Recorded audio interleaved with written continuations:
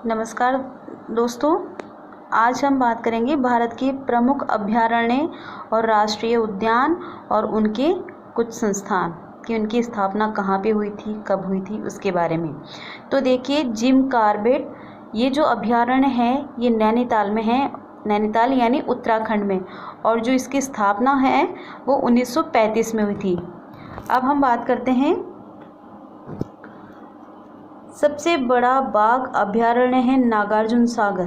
कहाँ पे है ये है आंध्र प्रदेश में। आगे देखते हैं, भारत का सबसे बड़ा राष्ट्रीय उद्यान, यहाँ पे अभयारण्य नहीं है, यहाँ पे उद्यान है। सबसे बड़ा राष्ट्रीय उद्यान कहाँ पे है ये? जम्मू कश्मीर के लेह क्षेत्र में, और इस उद्यान का नाम जो है वो हिमिस है।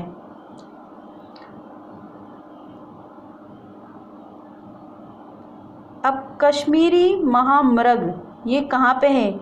ये डाचीग्राम सेंचुरी में है। मतलब डाचीग्राम सेंचुरी कहाँ है?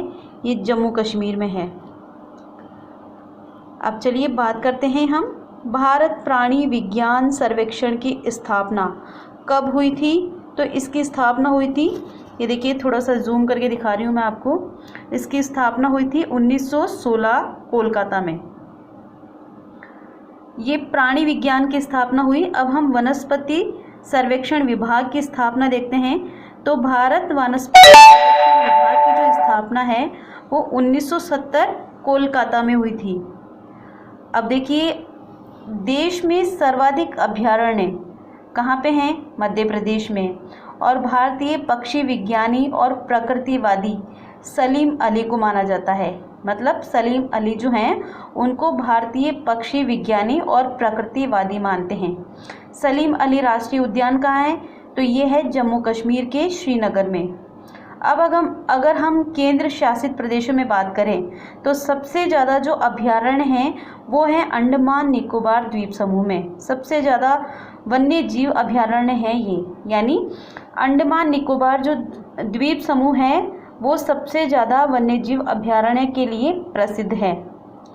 बंगाल टाइगर के लिए कहाँ पे है? बंगाल टाइगर, उसके लिए जो प्रसिद्ध उद्यान है, उद्यान की बात कर रही हूँ मैं यहाँ पे, ये है बांधवगढ़ यानी मध्य प्रदेश में है। तो बंगाल टाइगर के लिए प्रसिद्ध उद्यान बांधवगढ़ मध्य प्रदेश, ये ध्यान में रखिएगा आप।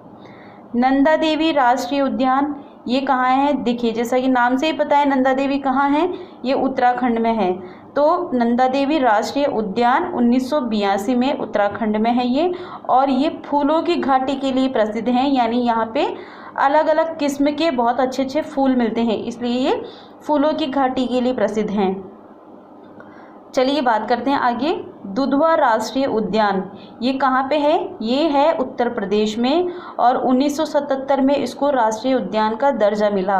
और एक बात और बता दूं मैं आपको, ये नेपाल की सीमा से टच करता है, यानी नेपाल से इसकी सीमा जाती है, नेपाल तक जाती है। मतलब मानस अभयारण्य कहाँ है? ये बहुत फेमस है, बहुत इम्पोर्टेंट भी है, कई बार पेपर में आ भी चुका है ये। तो ये जो अभयारण्य है ये असम में है, और इसको यूनेस्को की विश्व धरोहर सूची में भी शामिल किया गया है।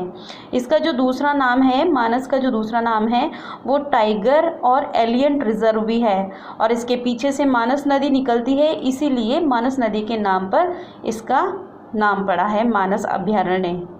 तो और भी मैं आपको बताऊंगी, ये तो हमारे भारत के हैं अभयारण्य।